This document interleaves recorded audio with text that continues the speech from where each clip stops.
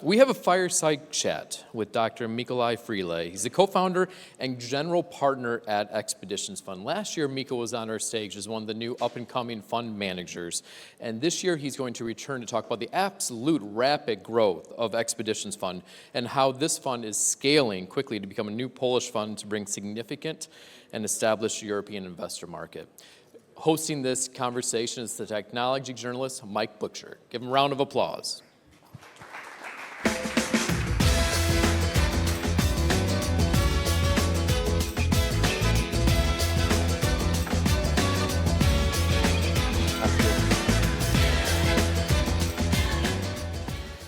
Hello everyone. It's not often I get to go to an off-the-record conference, so I can say anything I bloody well like. It's fantastic.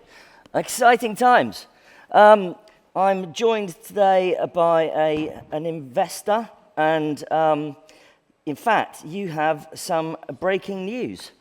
So you're actually now a $150 million fund as of yesterday? Yes, that's right. Thank you, Mike, and it's a pleasure to be here for the second time. I love the work that Toby, Leslie, and the whole team are doing for the national security, and we are proud to announce from the stage that we are now a €100 million venture fund investing in the future of security and defense in Europe. In fact, we're doing so since 2021, and particularly so since the Russian invasion on Ukraine. But we just want to accelerate more and invest in more funders building in this space. So traditionally, in the venture capital space, you tend to get Western funds who then invest, say, out of London, they invest in teams out of Eastern Europe. But you're really kind of going in the other direction, aren't you? You're going to be based across. You're actually opening offices you've got offices in Warsaw, London, and a couple of other places, right? Yes. So we're going to open an office in Paris as well yeah. next year.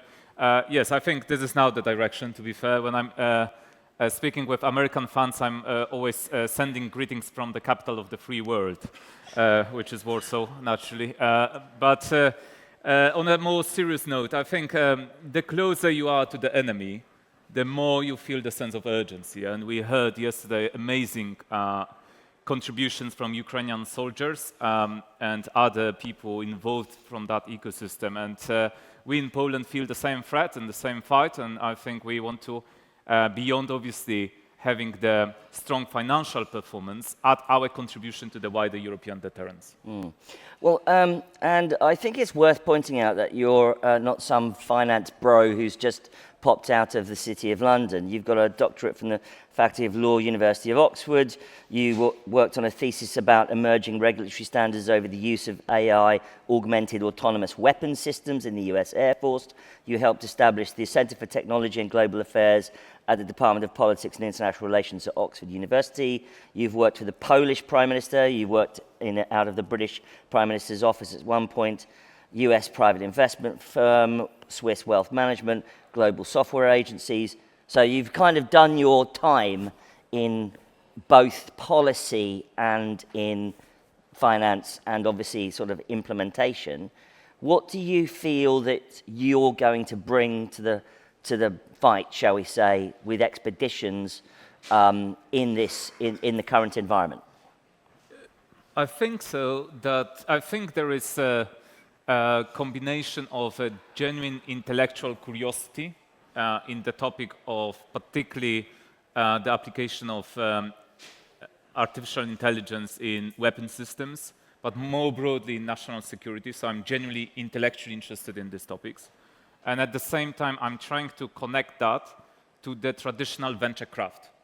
And be mindful that the whole defense tech space is very nascent. In the US, it started probably around 2016, 2018. The foundational blocks were established by friends from Defense Innovation Unit, and then first companies that were pioneers. And oftentimes, as we know, they sued their end users, and after that, they won the contract with them. So in Europe, we are lagging behind, I think, probably about 5 years relative to the US. And really, we have seen the emergence of the space from 2021, and then specifically 2022 was an important year. And then last year was the catalyst, in my view, in terms of the way the industry grew. I didn't come to venture necessarily, as you've mentioned, by studying finance or being really into that, but venture found me, I often say, because since the very young age, I was very fortunate to meet amazing individuals who supported me in a relatively poor educational system that was back in Poland, back in early 2000s. And after that, I've realized that venture, in fact, is exactly this, but with money. So it is an institutionalized, structured way of supporting gifted people in pursuing some interesting ideas. And that's exactly the profession that I aspired to do. Right. Well, we've seen recently that far from being a taker of technology and weaponry and strategy, we're now at a point where Ukraine has recently started to make noises and announce that it's going to be an arms exporter and an exporter of technology. We've seen, for obvious reasons, unfortunately, the incursions into places like Poland of drones sent from the Russian side or from Belarus. What do you think this is the moment, the inflection point when Poland and other Eastern European countries become arms exporters and arms technology exporters? Yes, but to export something, you have to first build it and have something to actually... So where are we on that journey? I think that varies across countries. I think certainly in Ukraine you've got a number of innovations. Obviously, I would say majority of those innovations rely on the cost effectiveness of the production, but there's also some really innovative capabilities which are just technologically more advanced than the state of the art. I think Ukrainians have, I think, interesting advantage if they will be able to scale that internationally. And then also Estonians, I think they very well positioned themselves as the hub for defense tech companies, and they also feel that sense of urgency. In Poland, we have advantage in a way that we are a big spender in defense, and we have a large ecosystem. We are still, I think, up and running when it comes to new innovations, but they are growing in Poland. So I'm also fairly optimistic about Poland.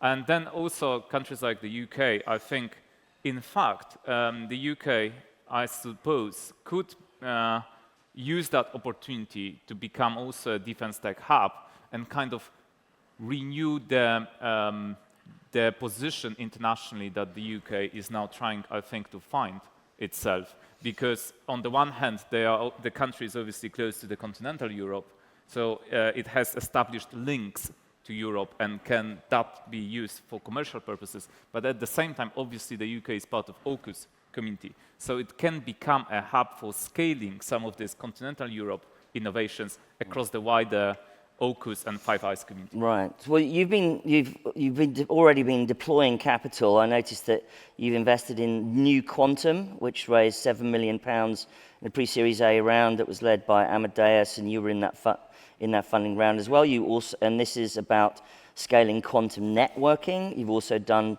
Lenderai, called with 5.56 million euros for autonomous UAV solutions.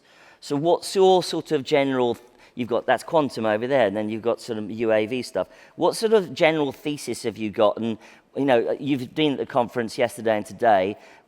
Tell us what your thesis is and what direction it's going in based on everything that you know what's going on at the moment. Right. So thank you for this question. The thesis is that we want to be the leading investor in the future of security, specifically in Europe.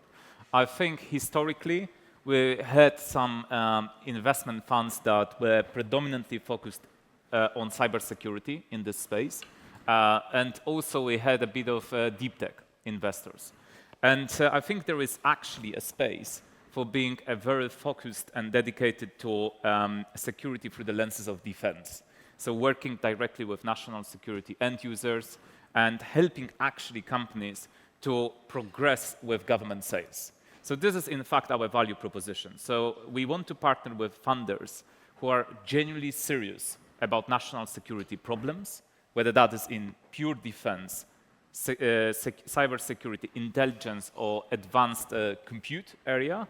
And then they are not just interested in capital, but also they are interested in support when it comes to partnering, decoding the end users, understanding the requirements, and so forth. So in that way, we want to be really thoughtful partners to entrepreneurs. And in defense tech alone, I think this is really an exciting space because it's so early in Europe, and because we didn't have any institutional capital in our first fund, we were able to make some, say, adventurous investments in this space, including kinetic and lethal capabilities that are now obviously growing in popularity. So in fact, you probably saw the list in FT of top 30 well-funded defense tech companies in Europe. We are shareholders in 30 companies, in 30% of companies from that list. And to what extent will you be also looking at dual use as well as defense? So I think... Direct defense. Yes. I think generally successful dual-use companies usually start with defense and national security. That was at least the pattern for many years, actually, from the very beginning of the space. And still, when you look at the innovations at the level, for instance, of quantum science, you've mentioned New Quantum, which is one of the pioneers in quantum networking. The first adopters are really governments.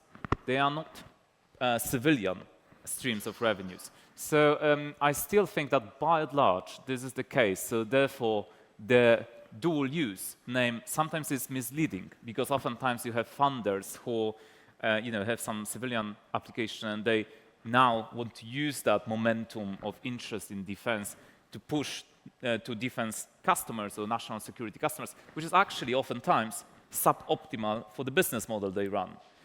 So I'm all in dual use as long as there is a genuine work for both national security customers and then civilian streams of revenue that make sense for the business model. Right. I mean, you're obviously now going to be a significant player in the sector with that size of fund. Are you happy with how NATO is playing its hand in the innovation space? There's been some certain sort of moving of chairs around with the NATO Innovation Fund. The EU has all sorts of other issues itself. What sort of influence do you want to wield in those kind of areas? Yeah, I think that's a tricky question, and I would say that certainly it has been a really good move by various well-meaning individuals within NATO Innovation Fund and NATO Diana to establish such institutions in the first place. I think they are very much needed for the ecosystem, and it's a good thing that they exist. That said, I think there is a room for improvement. Certainly, people within those institutions are aware of some of the things, some of the feedback that various funds, not just us, but more generally, were sharing across the community. I think, first of all, really, the KPI for the success of such institutions like NATO Innovation Fund is the adoption. It's the adoption of these capabilities across NATO countries. And I think this is where John Rich and his team are very active, and I think they should be endowed with the significant agency to make it happen. And there are some really great examples across various countries, including obviously the US, but also in the UK, the way the InQtel and NCIF are organized, and that they, I think, can draw lots of inspiration from. So there is, I think, still a way to go. Well, similarly, there's the issue of how countries are using the primes of their nations, whether it be, say, Dassault Systems in France or BA in the UK or whoever, or Airbus or more generally across Europe in the defence side. How do you, and at the moment, of course, with a fund, as well as obviously being sort of philosophically interested in the defence of Europe, you also have LPs who will want to see exits and, DPI and results from your fund. Do you think the way that primes are wielded country by country or across Europe are fit for purpose right now, especially in how they interact with VC funds like you? No, I don't think so. To be fair, I think there are some really great exceptions to the rule, but as a general rule, I would say that primes are very much not recognizing the shifting times and the momentum we live in, which is, by the way, a great opportunity for challengers to primes and all of these early stage companies. Obviously, early stage companies have to be smart in a way they navigate the ecosystem and work with primes together. But there are already some actually really great examples of early stage companies that started by actually being suppliers to primes, and then they grew massively and built independent businesses. For instance, in Poland, we have an amazing prime contractor called WB Electronics, which grew massively. It's still a private business. But they were for many years, in fact, the supplier to PGZ, the state-owned prime contractor, which is, I would say, largely a bureaucratic machine. So WB Electronics were then able to carve out the space for themselves, started direct contracting, and they became as big as PGZ, and they very likely will be much bigger in the years to come. And I think this is one potential avenue for early stage companies to think about the growth. It shouldn't be a default way. I think also some of the early stage companies can very successfully navigate directly with end users and contract directly through single source contracts. But this is one of the avenues for growth on the back of those giants. But there are some exceptions, and there are some prime contractors across Europe that are a little bit more innovative. They partner with early stage companies. They invest in venture funds to get the market intelligence. But I would say at the moment the level of successes is, I think, early. And it will be an interesting space to watch. I mean, how do you propose to do your sort of deal sourcing? Are you going to be going to the standard defence fairs, or are you going to be going to hackathons at Sandhurst, where they just ran a military defence tech hackathon, with a bunch of, someone was telling me over coffee yesterday, a bunch of 17-year-olds with drones. How are you going to approach this? Yes, I think there is a number of interesting opportunities for sourcing, but I'm a strong believer of the Axel's prepared mind strategy. So essentially, you have to get ready when you are meeting with entrepreneurs, and you have certain views about the market opportunity, what makes sense, what doesn't, and the kind of use cases that you want to address. So that's number one, more generally. But then going deeper, I think there is a big opportunity, in fact, to connect top-notch national security professionals, for instance, from the UK, where you have such strong institutions, particularly across intelligence and special forces community, and then link them to serious AI talent, which I think is still, by and large, missing this opportunity to enter national security ecosystem. So there is an opportunity essentially to incubate, in a way, many of those businesses. We have that initiative in Expeditions. We call it Silent Unseen, to commemorate a famous special forces unit that was active in Poland during the Second World War, and also indeed in the UK. And that's one way to think about sourcing as well. But then also, I think you really have to be plugged in relevant communities. And experience from end users really helps. So we are very proud to have, for instance, here in the UK, our partner Samuel Burrell, who was a senior investment partner at NSIF. He is also ex-Royal Marine Commando, and he hit the ground running. He's exposing us to kind of opportunities that we would probably don't see otherwise. And, well, finally, if you could wave a magic wand, what would be your big ask of this community, and what would you like to see happen in the next 6 months, say? For next 6 months? We committed already to 11 companies from the beginning of this year. So in the next 6 months, given our pace, probably there will be 5 more investments from our side. In total, we would like to make probably around 40 early-stage investments. And more generally, and I think this is important to all of us, it is really important to actually increase the sense of urgency from the buyer's perspective, so that we need to really come together and reform the way we procure, the way actually the state is the customer, so that we will respond to some of the serious threats that just intensified. You've mentioned drone incursions in Poland, Estonia, Romania, Denmark. What else we need to have, right? I think we really need to get our act together, identify the people that are knights, so the people that have the ideal and the sense of urgency within the government to come together and work with early stage companies and the funds to address these problems, because the time is not on our side, unfortunately. Well, on those words, thanks very much, Mikołaj, and congratulations on the new fund. Thank you very much.